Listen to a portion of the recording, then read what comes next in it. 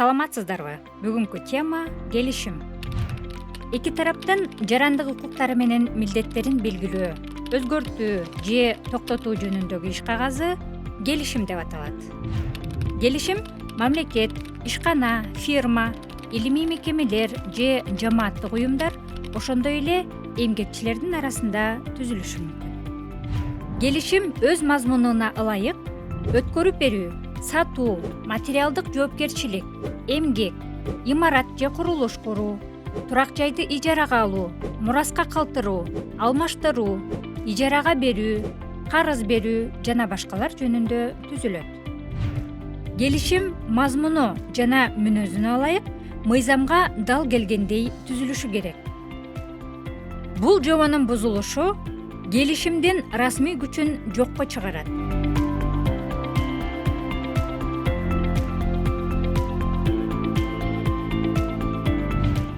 Келишимдин негизги маалым даректери катары төмөнкүлөрдү кошууга болот. Келишимдин негизи, келишимдин колдонуу мөөнөтү, тараптардын укуктары жана милдеттери, келишимди өзгөртүү, узартуу жана бузуу, корутунду жоболор, тараптардын маалым даректери жана колу. Келишимдин мазмунуна жараша келишимдин маалым даректери толукталып же алмашуусу мүмкүн.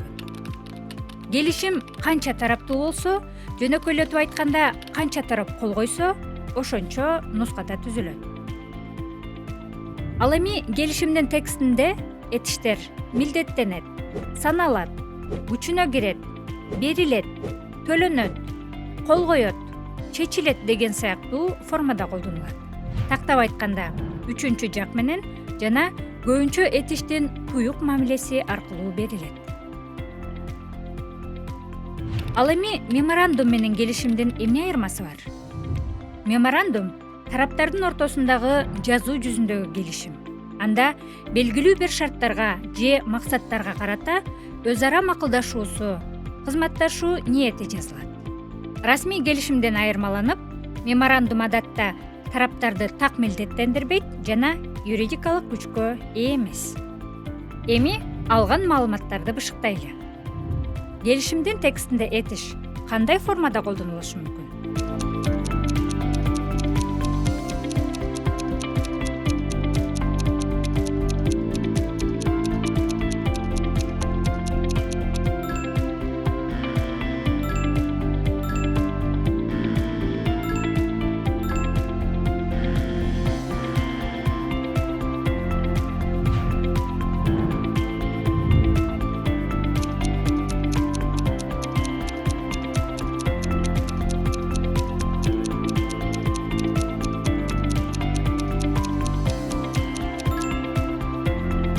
Бүгүнкү сабагыбыз соңуна келди. Саламатта болуңуздар.